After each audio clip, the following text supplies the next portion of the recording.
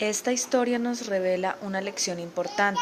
Si no has obedecido a la suave voz del Espíritu Santo hablando a tu corazón, aún no es demasiado tarde, puedes comenzar hoy, mañana de nuevo y otra vez al día siguiente. Sus misericordias son nuevas cada mañana. Capítulo 6. Lazos que unen. El puente colgante no tenía barandas ni soportes para evitar que se balanceara. Se extendía peligrosamente sobre un abismo profundo y rocoso, y solo contaba con dos cables y tablillas de madera atadas a ellos, nada más. Ni siquiera tenía pasamanos, por lo que, a mi modo de pensar, no constituía una vía adecuada para transitar, sino una trampa mortal. A mí no se me habría ocurrido atravesarlo. Fue entonces cuando me di cuenta de que alguien intentaba cruzar por el puente, como si fuera un aficionado a caminar sobre cuerdas a grandes alturas. El hombre extendía sus manos para no perder el equilibrio. Se deslizaba hacia el otro lado paso a paso, mirando fijamente a sus pies y sus piernas que temblaban. El sendero de madera se movía, oscilando debajo suyo. Me apresuré hacia el borde del precipicio y miré hacia abajo. No se veía el fondo del desfiladero, pues se encontraba cubierto con una espesa neblina que se movía como un río a través de aquella gigantesca incisión en la tierra. Observé al hombre y vi que había avanzado, pues le quedaba menos de la mitad del camino para llegar al otro lado. Le deseaba de todo corazón que llegara bien, pero de pronto la niebla comenzó a subir como una corriente térmica que salía del cañón, cubriendo el puente justo frente a él. No se había percatado, pues no apartaba su mirada de sus propios pies. Yo estaba totalmente seguro de que si penetraba en la niebla, perdería el equilibrio y recibiría una caída mortal. Corrí hasta la base del puente para ver si podía rescatarlo, pero al llegar me percaté de que si ponía un pie sobre aquel puente raquítico provocaría que el hombre perdiera el equilibrio. Solamente podía alertarlo. Señor, deténgase, le grité. Debe detenerse, la niebla está frente a usted. El hombre se volteó para mirarme. En aquel momento un inmenso dolor atravesó mi alma. El hombre era mi propio hermano Jürgen, quien, ignorando mi advertencia, nuevamente se volteó, desapareciendo en la niebla. ¡Jürgen! ¡Jürgen! Grité. Entonces escuché un grito debajo de mí que se debilitaba mientras caía al precipicio. ¡Reinhard! Desperté. Mis sábanas estaban empapadas de sudor y mi corazón palpitaba de agitación. Muchos sentimientos hacia mi hermano que habían sido enterrados surgieron en mi corazón y en mi mente.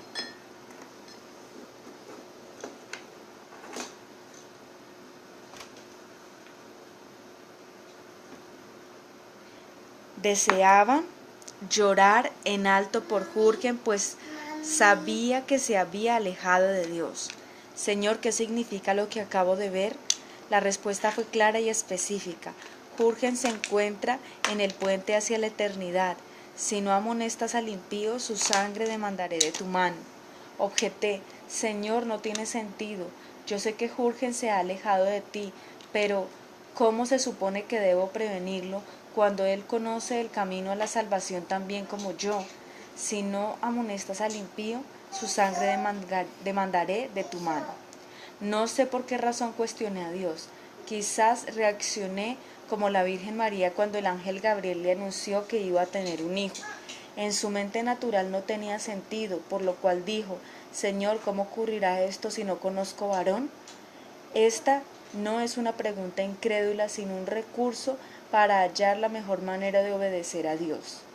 De la misma manera, las instrucciones que me dio el Señor carecían aparentemente de sentido, pero yo sabía bien que todo lo bueno de la vida, así como todos los frutos que había logrado, habían sido simplemente el resultado de la obediencia a su voz, sin cuestionarla. Comencé a obedecerla siendo un niño de 10 años y nunca ha cambiado en mí esa clase de obediencia, pero como adulto a veces hago preguntas y lo comparto aquí contigo porque casualmente también tú lo haces. Dios habla y tu mente natural trata de impedir que sus palabras lleguen a tu corazón. Está bien preguntarle. Existen 3 razones por las cuales te he mencionado la manera en que cuestioné al Señor.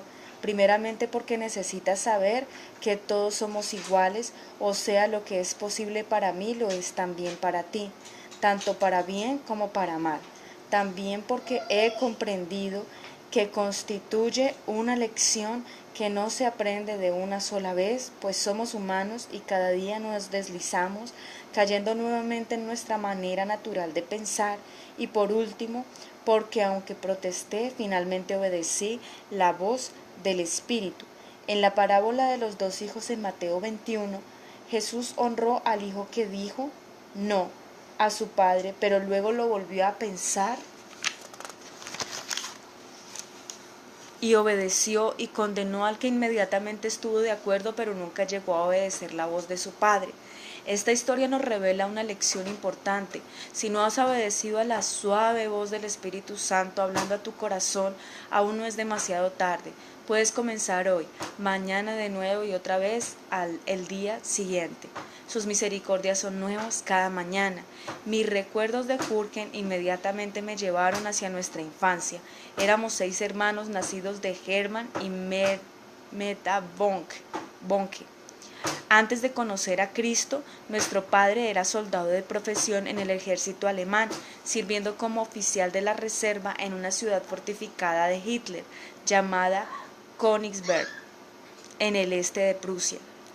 Durante ese tiempo enfermó de tuberculosis y en su desesperación clamó al Señor, se entregó a Él y al mismo tiempo quedó sano de aquella enfermedad mortal. A partir de entonces todo en su vida cambió. Nunca perdía una oportunidad para decirle a las personas que Dios lo había salvado y sanado. Todo lo demás que antes parecía ser importante perdió su valor al compararlo con el conocimiento de Dios. Deseaba salir de la vida militar para entregarse al ministerio a tiempo completo, pero debía terminar su carrera en el ejército alemán. Mientras tanto encontró la manera de servir al Señor como ministro laico. Fue en ese tiempo en que conoció y se casó con Meta Seflin, una organista de la iglesia en Danzig, una ciudad conocida hoy como Gdańsk. Era el año 1933. Los 6 hijos de Hermann y Meta Bonke nacieron entre los años 1934 y 1942, un lapso fructífero de 8 años en su matrimonio. Durante este tiempo nuestra familia vivió de manera confortable en un pequeño pueblo llamado Stablak. Los primeros 5 hijos que les nacieron fueron varones. El mayor fue Martin, después Gerard, después un par de gemelos, Peter y Jürgen. En aquel momento mamá sintió que ya había terminado de dar a luz varones, pues deseaba tener una hija. 13 meses después nací yo y mamá lloró. Ay, Señor, ¿por qué no fue una niña? Después de mí, Dios tuvo misericordia y nació Felicitas en 1942, la única hija de los Bonke. Cuando crecimos y pasamos la mayoría de edad, solo Felicitas y yo continuábamos sirviendo al Señor. Los demás rechazaron la fe de nuestros padres. Jürgen, Peter y yo estábamos cerca tanto en años como en experiencia, pues recordábamos muchas cosas en común. Ellos tenían casi 6 años y yo 5 cuando tuvimos que huir del este de Prusia para salvar nuestras vidas. Mamá empacó y emprendió el camino con todos nosotros, mientras que nuestro padre tuvo que quedarse para tratar de retrasar al ejército ruso que comenzaba a invadir la región, ansioso por tomar venganza con todo el pueblo alemán. Mamá oró con nosotros para que Dios nos permitiera salir a salvo de la zona de guerra. Después de orar, consiguió que nos llevaran en un camión militar a través del mar helado hasta Gdansk. Fuimos bombardeados y ametrallados por la Fuerza Aérea Rusa a través de todo el camino. Al día siguiente miles de personas fueron sumergidas en una tumba helada detrás de nosotros, pues el camino de hielo sufrió la fuerza del deshielo de primavera, ayudado por el constante bombardeo de los militares rusos. Habíamos cruzado milagrosamente por una estrecha puerta de seguridad.